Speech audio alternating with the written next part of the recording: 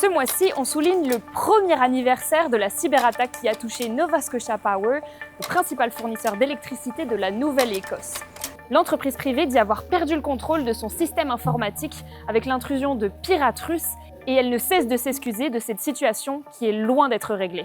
We apologize that, some of the trust in our practices has been lost. Some unfortunate situations that we apologize for. Again, apologize for customers and vendors. Nova Scotia Power n'a jamais totalement fait la lumière sur sa gestion de l'attaque, mais les Néo-Écossais commencent sérieusement à trouver le temps long dans l'obscurité. Voici ce que ça donne si on essaye de reprendre le fil. Nova Scotia Power pense avoir été piratée en mars 2025, mais elle est incapable de dire une date précise.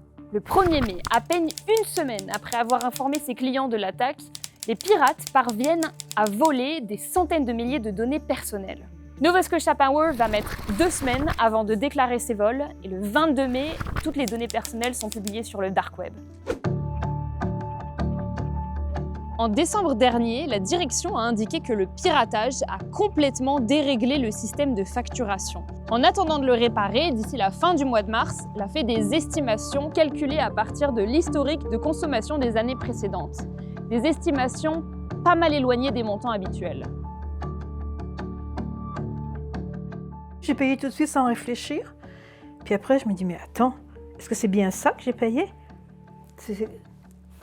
Ah non, vous l'avez pas payé encore là, le 1400. Si. Ah, vous l'avez payé? Mais oui, comme une andouille. Seule occupante d'une maison dans le comté de Kings, Martine Jacot, qui vit grâce à un revenu fixe, s'est absentée 5 semaines cet hiver pour rendre visite à sa famille en France. Et pourtant, sa facture est passée de 170 $ en novembre à 1440 $ en février. C'est évident que c'est une somme énorme. Et qu'est-ce qu'on fait? On est obligé de vivre avec 3 fois rien. Au point où on se dit, mais je vais faire une salade ce soir plutôt qu'une soupe, parce qu'au moins on ne va pas chauffer. C'est quand même... on a l'impression de vivre au tiers-monde, là. Pas dans un pays civilisé s'il faut réagir comme ça.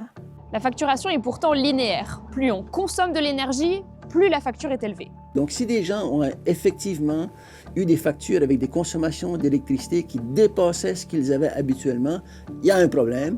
Et le problème n'est pas le consommateur d'électricité, mais le problème est le fournisseur d'électricité. Et Nova Scotia Power doit prendre des moyens pour comprendre ce qui s'est passé et expliquer ceci aux consommateurs d'électricité dans la province. Martine Jacot croit être victime d'une arnaque. Je pense que c'est une erreur. Je ne vois pas d'autre explication qu'on m'explique. Je ne sais pas comment est-ce qu'ils font les relevés, puisqu'il n'y a personne qui est venu à mon compteur. Enfin, moi, je serais surpris qu'il y aurait une arnaque ou des fraudes de la part de Nova Scotia Power. Moi, je dirais que c'est davantage de l'incompétence. Dans un courriel, Nova Scotia Power a promis que tout rentrera dans l'ordre d'ici la fin du mois de mars. Alors si vous avez toujours des problèmes de facturation, écrivez-moi ou posez votre question en commentaire. Je tenterai d'y répondre dans une prochaine vidéo.